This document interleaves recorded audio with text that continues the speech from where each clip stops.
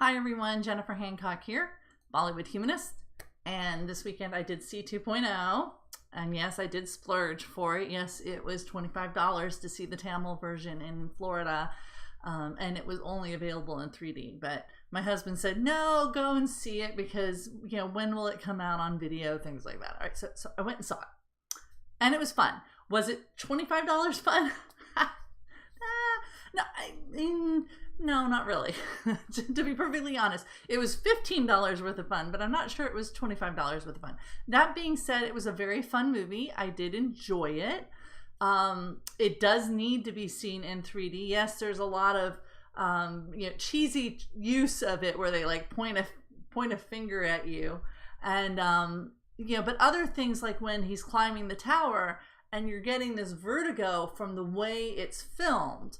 And it is in 3D, that's very effective, and I think it was necessary for the emotional impact that 3D was having. It wasn't just these cheap tricks. There were really things in it that were important to the plot in terms of how you felt about what you were watching. So I did think it was good. The actors were great, obviously Rajnikant, but Akshay was also really, really good in this role. He has a whole section where he's it, and we're learning the backstory of the character, and he was excellent. He's just a really talented actor, and this was really good, and it was really good acting. When you see this movie and all the trailers and stuff, it's this over-the-top action sequences, but there's a lot of depth in the acting, and Akshay gets the meat of that. Rajnikant's, the robot Chitty, and 2.0 and 2.3, 3.0. So the meat of this really is Akshay, and it is one of his finer roles. It does have all the special effects you want to see in this movie. It's the reason we all went to it. And I enjoyed that as well. It was really good. That part of it completely delivered. The fight sequences in the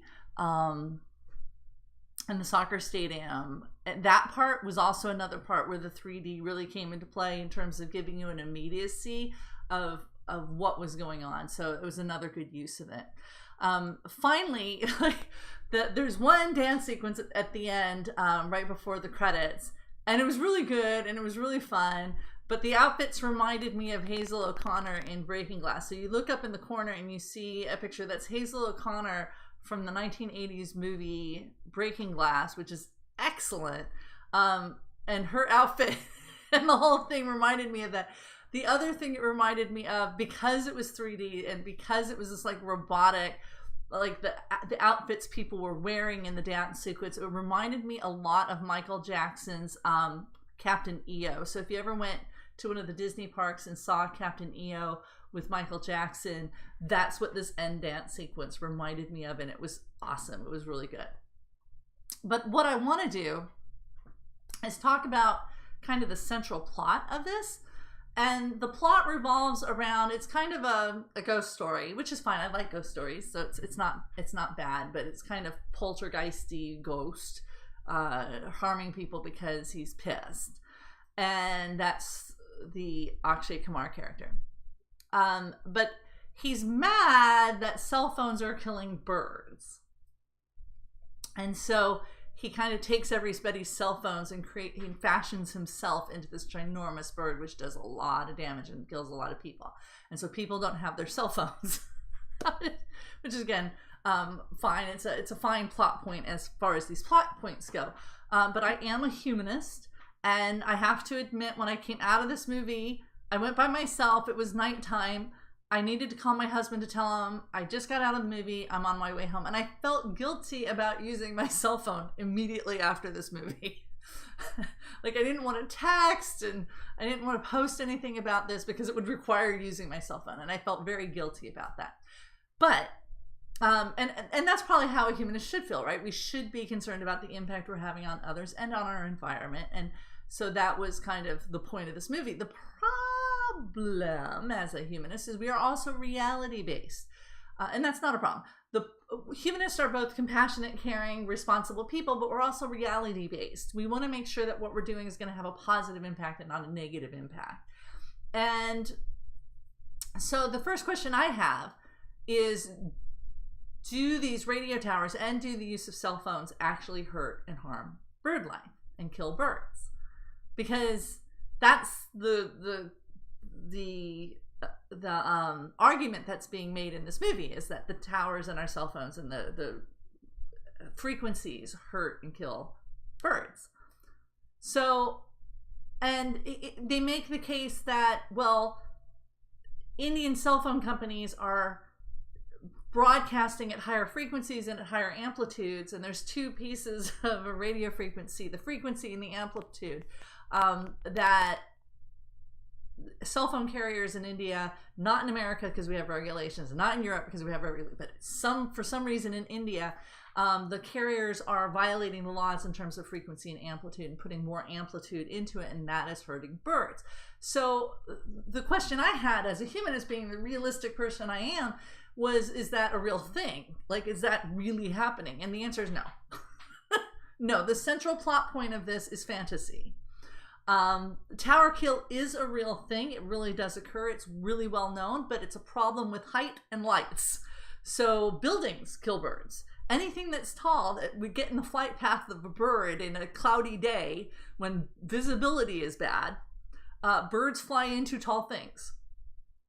They get disoriented. It's not that they get disoriented, it's that they can't see it and they go bonk, and then they die, because a bird's skeleton is very, very, actually pretty fragile. They're very light, so they can fly, but it also means when you hit something at full force, and this happens to birds that fly very, very fast, more than it happens to other birds. So the faster the bird is flying, the worse the visibility, the more likely they are to fly into something tall and hurt themselves and die. And these things go in waves, and there is bird kill. Tower kill is a real thing. These birds do fly into radio towers. They'll fly into the guy wires and the building itself. And apparently you can fix that. Red lights are a problem, but white lights are better, and blinking lights are best. There's ways to avoid tower kill to a certain extent, but it's always going to happen because it happens with every tall building. It's not the tower itself. I went to, because I thought, well, that's only part of the story. Maybe there's something about the frequency. And the Cornell Bird Lab, which is the premier bird laboratory in the United States, Cornell University. I have friends that have worked there. And they have a really great app in the US for identifying birds. You can take a picture of a bird and it'll tell you what it is, and you can log it for the researchers. Their main concern with bird kill is the height of the building, which causes collision. They're not concerned about the radio waves at all. And again, these are experts on birds. The character that that Akshay plays is a bird scientist. Well, these are actual real life bird scientists. They are not at all concerned about radio waves. They're concerned about the height of the building and visibility causing bird collisions, birds colliding with the building itself, whether it's a tower or a skyscraper. Now, radio waves I also found this, radio waves can disrupt the magnetic compass for migrating birds and insects, but according to scientists in Germany who studied this, the problematic frequencies that cause this interference occurred between 50 kilohertz and 5 megahertz, which is very, very low on the spectrum. We're talking about AM radio frequencies. So Nature reports, that was in a Nature magazine, and Science Now explains it's the range that includes AM radio stations and small electronic devices like security tags in the stores that put on clothing. Our cell phones do not operate in this range. Our cell phones are in the 700 megahertz range, like significantly higher, and they researched it, and that doesn't affect birds' compasses at all. The frequencies that interfere with the internal compass of the birds is way down at the bottom of the spectrum, where you're going to have AM radio stations. And AM radio stations, as much amplitude as AM radio stations put out, they do not cause bird kills. So it's really not a problem with cell phones. Your cell phone is not going to cause a bird to die. It's just not. basically the underlying boogeyman of this movie isn't real. It's a conspiracy theory, and there is conspiracy theories about this. But even if carriers in India were violating the laws about amplitude, it still wouldn't impact the birds at all. So the underlying premise of this, it's a good movie, it's an enjoyable movie, and it's a movie with a message, but the underlying message is based on a conspiracy theory and not reality. This is unlike the movie Flying Jot, and yes, I totally loved Flying Jot.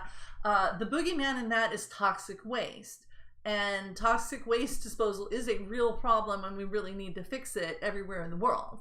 But the boogeyman here, cell phone frequencies killing birds, it just doesn't happen. It just doesn't happen. And as a humanist, and this brings me back to like the humanist component, is I'm a social activist. I care about things, I work on things, but we need to spend our time, energy, and money on working on things that actually are a problem and that we can actually fix. And this is not a real problem. The boogeyman of this, the whole underlying premise of this, is not a real thing at all.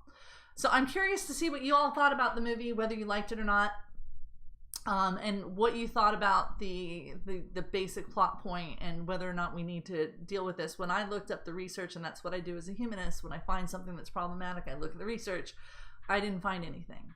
So there you go. Enjoy the movie.